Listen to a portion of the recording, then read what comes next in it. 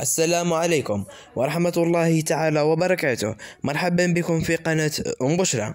لم يكن برشلونة راضيا بعد مباراة الكلاسيكو ضد ريال مدريد في الدوري الإسباني بسبب عدم وجود تقنية خط المرمى، وخسر برشلونة أمام غريمه الأزلي ريال مدريد بنتيجة 3-2 في كلاسيكو الدوري الإسباني الذي أقيم على ملعب سانتياغو برنابيو بالجولة 32 من الليغا مساء الأحد.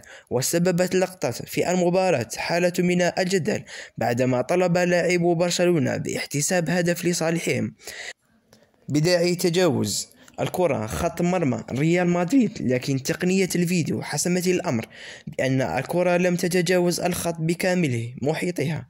وأعرب قطاع عريض من الجماهير وبالأخص برشلونة عن غضبهم من عدم استخدام تقنية خط المرمى عين الصقر في الدوري الإسباني، وهو ما دفع خافير تيابيس رئيس رابطة الليغا للرد عبر منصة إكس بأنها تسبب أخطاء تقنية في مختلف الدوريات. لكن تشافي مدرب برشلونة بدا غاضبا من عدم استخدام تكنولوجيا خط المرمى في مباريات الليغا، ووصف الأمر بأنه عار على الكرة القدم في العالم. وقال تشافي في تصريحات تلفزيونية بعد المباراة إنه عار على الدوري الذي نعتبره أفضل دوري في العالم ليس لديه تكنولوجيا خط المرمى. الجميع رأى ذلك. الكرة دخلت. وأضاف منذ بداية الموسم في مباراة ختافي قلت بأنني لا يعجبني ما يحدث وإن كل شيء يضر بنا، واليوم كانت نهاية هذه القصة. حسنا، أنا فخور بالفريق. وأنهى مدرب برشلونة حديثه عن الحالات التحكيمية قائلا: لن أتحدث كثيرا حول التحكيم، الجميع رأى.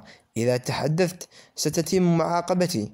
الصور أمامكم، لذلك لن أحتاج للتحدث.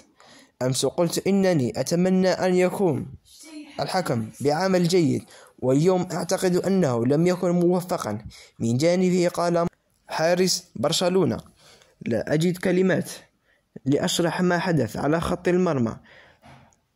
هذا عار على كرة القدم. هناك الكثير من المال، لكن ليس من أجل ما هو مهم. وأتم الحارس الألماني من العار أنهم لم يجدوا لقطة من زاوية أمام المرمى للتحقق من الهدف.